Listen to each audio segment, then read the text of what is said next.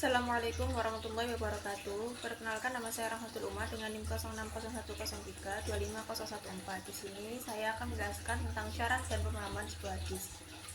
Definisi syarah hadis sendiri ialah yang berasal dari kata syar, terdiri dari 3 huruf, yaitu sin, ro, dan ha, yang memiliki arti al-fat, yaitu pembukaan, dan al-bayan, penjelasan. Sedangkan kata hadis sendiri dari 3 huruf, yaitu ha, dal, dan yang berarti baru atau sesuatu yang tidak ada sebelumnya. Jika dua suku kata itu digabungkan menjadi sebuah frasa, maka pengertiannya dalam studi sebuah hadis adalah ilmu yang membahas tentang makna dan maksud dari hadis-hadis yang disandarkan kepada Nabi Muhammad berdasarkan kaidah-kaidah dalam bahasa Arab dan prinsip-prinsip syariat sesuai dengan batas kemampuan manusia.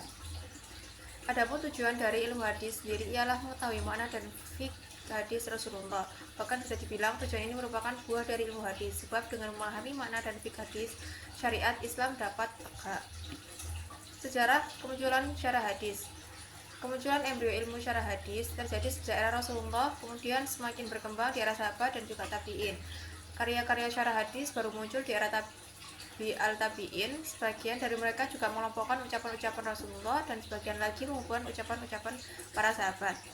Adapun ragam kitab syarah hadis, setelah mengetahui definisi dan juga awal kelahiran tradisi syarah, adapun juga identifikasi model-model kitab syarah hadis yang sangat dibutuhkan bagi para pengkaji hadis untuk melihat kecenderungan atau mengenali cara para pensyarah menjelaskan kandungan dari hadis-hadis Rasulullah.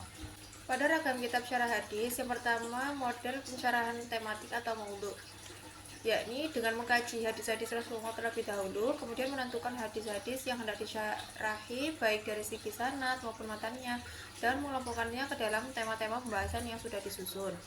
Kemudian model yang kedua, yakni pensyarahan objektif atau maudhi. Model pensyarahan ini memiliki karakteristik pada penyebutan kata qauluh yang umumnya disebutkan pensyarah sebelum menjelaskan sanad atau matan hadis dari sumber yang disyarahi. Model yang ketiga ada penyerahan campuran atau mizaji. Pada metode pencerahan ini terlihat dari struktur pembahasan di dalamnya. Metode yang digunakan adalah dengan cara mencantumkan teks hadis dengan lengkap baik sanad ataupun matan, kemudian diikuti dengan penjelasan dari sanad dan matan hadis tersebut. Adapun metode pemahaman hadis. Untuk memahami hadis Rasulullah diperlukan metode yang tepat untuk menghindari kesalahan dan dalam menangkap pesan di dalamnya. Yusuf Al-Qaradawi dalam Kaifa Nata'amal Ma'a Al-Sunnah Al-Nabawiyah menawarkan metode pemahaman hadis dengan memperhatikan sejumlah aspek, yaitu yang pertama, memahami hadis sesuai petunjuk Al-Quran. Al-Quran sendiri kan sebagai rujukan utama dalam Islam, maka posisinya sangat vital dalam memahami hadis Rasulullah. Dengan perhatikan petunjuk Al-Quran, pemahaman hadis dapat terhindar dari kekeliruan dan juga kesalahan. Tidak mungkin juga suatu hadis justru bertentangan dengan Al-Quran. Kemudian yang kedua, menghimpun hadis-hadis yang saling terkait dalam tema yang sama. Dalam memahami suatu hadis, juga penghimpunan hadis-hadis yang relevan dalam satu tema tertentu perlu juga dilakukan, yang bertujuan agar makna kandungan hadis tersebut secara benar dan juga tepat. Yang ketiga, menggabungkan hadis-hadis yang terlihat kontradiktif. Sejatinya antara nas di dalam Islam tidak mungkin terjadi kontradiksi, sebab mustahil juga suatu kebenaran bertentangan dengan kebenaran yang lain. Kemudian yang keempat, mempertimbangkan latar historis hadis. Metode yang dapat diterapkan untuk memahami hadis menurut Yusuf Al-Qaradawi adalah dengan mempertimbangkan latar historis, asbab al-wurud suatu hadis, mengaitkannya dengan suatu alasan yang tersampaikan atau tersimpulkan dari hadis itu, dan juga memahami benang merah suatu hadis dengan kejadian-kejadian yang menyertainya. Yang kelima, yakni membedakan relativitas sarana dan juga sasaran statis hadis.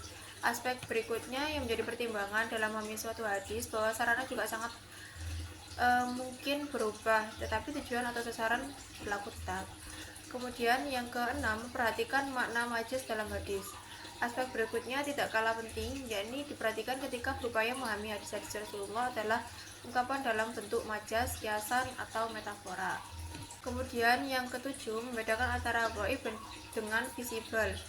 Fondasi keyakinan dalam Islam adalah kepercayaan terhadap objek-objek yang tak kasat mata. Banyak sekali juga penjelasan baik dalam Al-Quran maupun hadis tentang objek ini, seperti tentang alam, akhirat, malaikat, jin, surga, dan seterusnya. Kemudian yang kedelapan, memastikan makna dan konotasi kata dalam hadis. Hal yang terakhir yang perlu diingat dalam memahami suatu hadis Rasulullah sebagaimana dijelaskan Yusuf Qaradawi adalah makna dan konotasi kata-kata di dalamnya. Adapun teknik pemahaman hadis, dalam studi hadis juga dikenal dengan teknik interpretasi yang secara umum disebut dengan ilmu. Ilmu ini berfokus pada pemahaman yang mendalam terhadap makna matan hadis dengan mempertimbangkan berbagai aspek konseptual yang melingkupinya.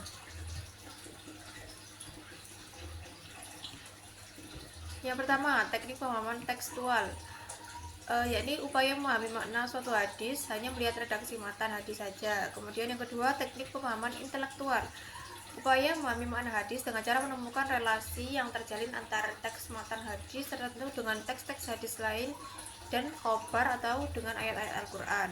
Teknik yang tiga, pemahaman secara konseptual, yaitu upaya memahami suatu hadis dengan cara melihat latar, kondisi, dan situasi di mana hadis tersebut muncul, kemudian menggabungkan relevansinya dengan kondisi dan situasi saat ini. Adapun prinsip memahami suatu hadis, yang pertama ada prinsip konfirmatif, yaitu mengkonfirmasi makna hadis dengan petunjuk Al-Quran. Mengingat sumber prinsip hadis adalah Al-Quran dan hadis adalah bayan bagi Al-Quran. Kemudian prinsip tematis komprehensif, teks-teks hadis dapat dipahami sebagai kesatuan yang integral sehingga dalam pemaknaannya harus dipertimbangkan hadis lain yang relevan guna pencarian makna yang komprehensif. Adapun prinsip linguistik, mengingat hadis juga terhadir dalam wacana kultural dan bahasa Arab, maka prosedur-prosedur gramatikal bahasa Arab juga harus diperhatikan. Kemudian ada prinsip historik, memahami latar belakang sosiologis masyarakat Arab secara umum maupun situasi-situasi khusus yang melatar belakangi munculnya hadis Nabi. Kemudian prinsip realistik, yakni memahami latar situasional masa lalu di mana suatu hadis muncul, juga memahami latar situasional kekinian masyarakat. Prinsip distingsi etis dan legis, bahwa hadis-hadis hukum tidak saja dipahami sebagai kumpulan aturan perundangan, lebih dari itu ia juga mengandung nilai-nilai etis yang di dalamnya. Dan prinsip yang terakhir yaitu prinsip distingsi instrumental dan intensional. Hadis Nabi di samping memiliki dimensi instrumental yaitu sifatnya temporal dan partikular, juga memiliki dimensi intensional yang sifatnya permanen dan universal. Dalam hal ini saya untuk diketahui antara cara yang ditempuh dengan tujuan asasi yang diwujudkan oleh Rasul Allah terkait dengan sabdanya. Mungkin sekian penjelasan dari saya. Kalau lebihnya mohon maaf. Wassalamualaikum warahmatullahi wabarakatuh.